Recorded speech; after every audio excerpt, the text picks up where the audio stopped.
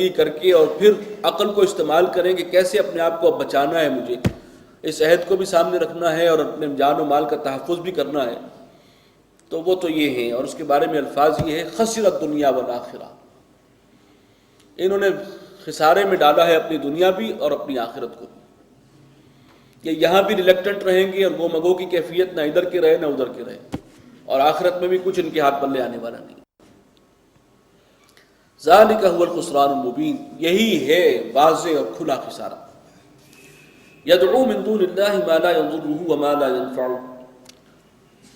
وہ پکارتا ہے اللہ کے سوا ایسی ہستی کو کہ جو نہ اس کا کچھ بگاڑ سکے اور نہ اس کو کوئی فائدہ پہنچا سکے۔ ذالک هو الضلال البعید، اور یہی ہے بہت دور کی گمراہی۔ ایسی ہستیوں کو معبود بنا رکھا ہے کہ جو کچھ بھی نہ کر سکے، نہ نفع نہ نقصان، انتہائی بڑی گمراہی ہے۔ یدعو لمن ضرہ اقرب من نفعہ، وہ ایسی چیزوں کو پکارتے ہیں کہ جن کا ضرر، جن کا نقصان ان کے نفع سے زیادہ ہے، اس میں فائدہ تو کوئی ہے نہیں، سراسر نقصان ہی ہے۔ لبئس المولا ولبئس العشیر، کیا ہی برا دوست ہے وہ اور کیا ہی برا وہ ساتھی ہے جو انہوں نے پسند کیا اپنے لیے۔ ان اللہ یدخل الذین آمنوا وعملوا الصالحات جنات تجری من تحتها الانہار، بے شک اللہ تعالیٰ داخل فرمائے گا ان لوگوں کو جو اللہ پر ایمان لائیں اور پھر اس کے مطابق اپنے عمل کو بھی درست کریں، اس کے عملی تقاضوں کو پورا کریں۔ اگر میں یہ ترجمہ کروں تو یہ غلط نہیں ہوگا، ایمان لائیں اور پھر اس کے عملی تقاضوں کو پورا کریں، ان کے لیے وعدہ ہے اللہ کا، وہ داخل فرمائے گا ان جنات میں، باغات میں، جن کے دامن میں ندیاں رواں ہوں گی۔ ان اللہ یفعل ما یرید، بے شک اللہ تعالیٰ کرتا ہے جو چاہتا ہے، اس کے ارادے کے آگے کوئی رکاوٹ نہیں بن سکتا۔ من کان یظن ان لن ینصرہ اللہ فی الدنیا والآخرہ، جس کسی کو یہ گمان ہو کہ اللہ تعالیٰ اس کی مدد نہیں کرے گا دنیا میں اور آخرت میں، فلیمدد بسبب الی السماء، تو اسے چاہیے کہ ایک رسی تان لے آسمان تک، ثم لیقطع، اور پھر اسے کاٹ ڈالے، فلینظر، اور پھر اس کے بعد دیکھے، هل یذہبن کیدہ ما یغیظ، کہ کیا اس کی یہ تدبیر اس کے غم و غصے کو کچھ کم کرنے کا موجب بنتی ہے۔ اگر کسی کو اللہ پر غصہ ہے اور وہ سمجھتا ہے کہ یہ مجھے مدد نہیں کر سکتا، تو وہ اس امید کو منقطع کر کے دیکھ لے، کیا فائدہ ہوگا اسے، وہ نقصان اپنا ہی کر رہا ہے۔ اللہ تعالیٰ قادر ہے ہر شخص کی مدد کرنے پر اگر اس پر ایمان اور توکل ہو۔ وَكَذَلِكَ أَنزَلْنَاهُ آيَاتٍ بَيِّنَاتٍ، اور اسی طرح ہم نازل فرماتے ہیں، اس قرآن کو ہم نے نازل کیا ہے، آیات بینات اس کی ہیں، کھلی اور واضح اس کی آیات ہیں، روشن نشانیاں ہیں۔ وَأَنَّ اللَّهَ يَهْدِي مَن يُرِيدُ، اور یقیناً اللہ تعالیٰ ہدایت دیتا ہے اس کو کہ جس کو چاہے۔ إِنَّ الَّذِينَ آمَنُوا وَالَّذِينَ هَادُوا وَالصَّابِئِينَ وَالنَّصَارَى، بے شک وہ لوگ کہ جو ایمان لائے اور وہ لوگ کہ جو یہودی ہوئے اور وہ جو صابی ہیں اور جو نصرانی ہیں، والمجوس، اور مجوسی، یہ مجوسی جو ہیں یہ آتش پرست ایران کے، ان کے لیے مجوس کا لفظ آتا ہے۔ والذین اشرکوا، اور وہ لوگ بھی کہ جنہوں نے شرک کیا۔ ان اللہ یفصل بینہم یوم القیامہ، اللہ تعالیٰ قیامت کے دن ان کے درمیان فیصلہ فرما دے گا، یعنی یہ آپس میں جھگڑتے ہیں، ہر ایک اپنے آپ کو سمجھتا ہے کہ ہم حق پر ہیں، تو کوئی مسئلہ نہیں ہے، قیامت کے دن سب چیز واضح ہو جائے گی۔ ان اللہ علی کل شیء شہید، اللہ تعالیٰ ہر چیز پر گواہ ہے، ہر چیز سے واقف ہے، اس کو جاننے والا ہے۔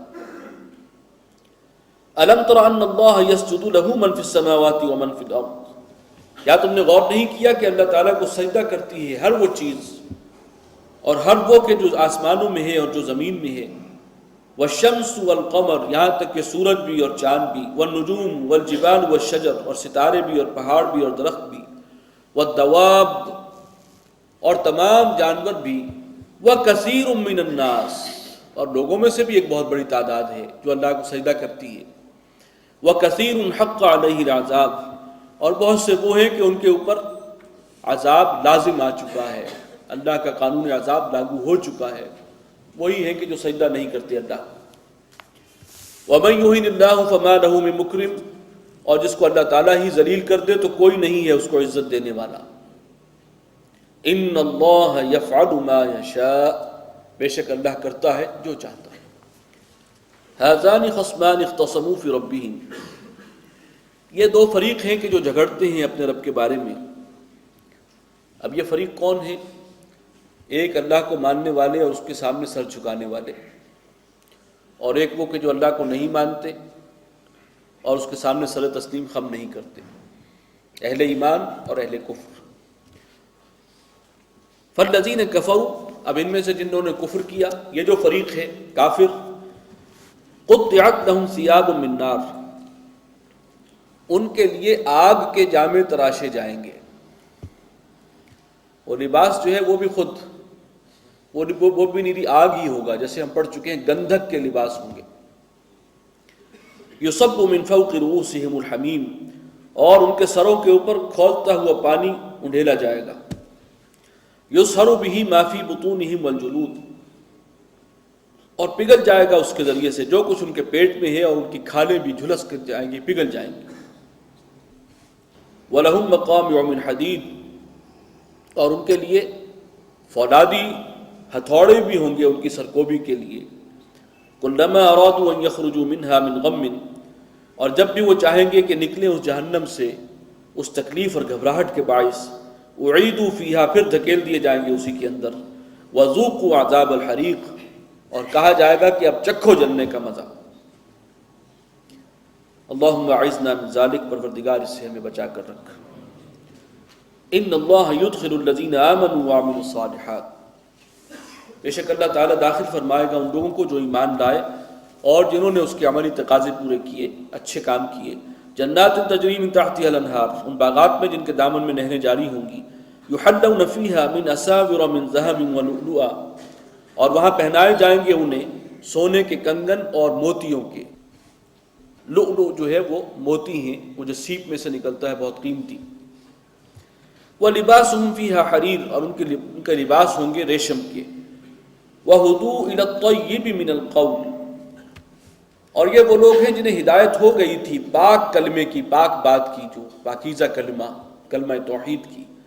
وَهُدُوا إِلَى صِرَاطِ الْحَمِيدِ، اور انہیں ہدایت ہو گئی تھی اس اللہ کے راستے کی کہ جو لائق حمد ہے، جو تمام خوبیوں کا مالک ہے۔ ان الذین کفروا ویصدون عن سبیل اللہ والمسجد الحرام، بے شک وہ لوگ جنہوں نے کفر کیا اور وہ روکتے ہیں اللہ کے راستے سے اور مسجد حرام سے منع کرتے ہیں، لوگوں کو روکتے ہیں۔ الذی جعلناہ للناس سواء العاکف فیہ والباد، وہ مسجد کے جس کو ہم نے یکساں طور پر بنایا ہے سب لوگوں کے لیے، چاہے وہ وہیں کے رہنے والے ہوں، سواء العاکف فیہ والباد، اعتکاف کرنے والا، عبادت کرنے والا، کہیں مقیم رہنے والا بھی ایک جگہ پر۔ یہاں پر مقیم رہنے کے معنی میں ہے جو لوگ اس علاقے میں سرزمین حرم میں مکہ میں مقیم ہیں ان کے لیے بھی ہے وہ مسجد، اور والباد، اور باہر سے آنے والے بادیہ نشین ان کے لیے بھی اللہ تعالیٰ نے یکساں طور پر اس مسجد کو بنایا ہے، سجدہ گاہ اور عبادت گاہ۔ وَمَنْ يُرِدْ فِيهِ بِإِلْحَادٍ بِظُلْمٍ، اور جو کوئی ارادہ کرے اس میں الحاد یعنی بے دینی اور شرک کا، الحاد اور ظلم کا، بے دینی اور شرک کا، اس مسجد میں، اس مسجد حرام میں جو شخص اس قسم کا کام کرنا چاہے، نُذِقْهُ مِنْ عَذَابٍ أَلِيمٍ، اسے تو ہم دردناک عذاب کا مزہ چکھائیں گے۔ یہ تو مرکز توحید بنایا تھا، اور اس کو جو شرک کا گہوارہ بنانے گا اس کے لیے تو دردناک عذاب ہے۔ وَإِذْ بَوَّأْنَا لِإِبْرَاهِيمَ مَكَانَ الْبَيْتِ أَلَّا تُشْرِكْ بِي شَيْئًا، اور جب ہم نے جگہ معین کر دی ابراہیم کے لیے، اسے بتا دیا کہ یہ ہے وہ مقام، مکان البیت، بیت اللہ کی جگہ، اس کی لوکیشن معین کر دی۔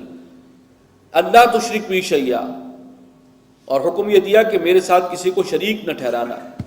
وَطَهِّرْ بَيْتِيَ لِلطَّائِفِينَ وَالْقَائِمِينَ وَالرُّكَّعِ السُّجُودِ، اور میرے اس گھر کو پاک رکھنا، پاک اور صاف رکھنا طواف کرنے والوں کے لیے، قیام کرنے والوں کے لیے، اور رکوع اور سجود کرنے والوں کے لیے۔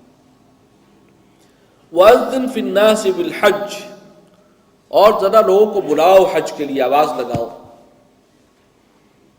اب وہ عجیب سی بات تھی، وہ جگہ کوئی ایسی آباد جگہ بھی نہیں ہے اور وہ بیابان جگہ ہے، لیکن یہ کہ تم پکار لگاؤ، آواز دو، جیسے نماز کے لیے اذان ہوتی ہے، تو یہ اذن، یہ اذان ہے جو حضرت ابراہیم سے دلوائی گئی ہے حج کے لیے۔ پکارو، لوگوں کو بلاؤ۔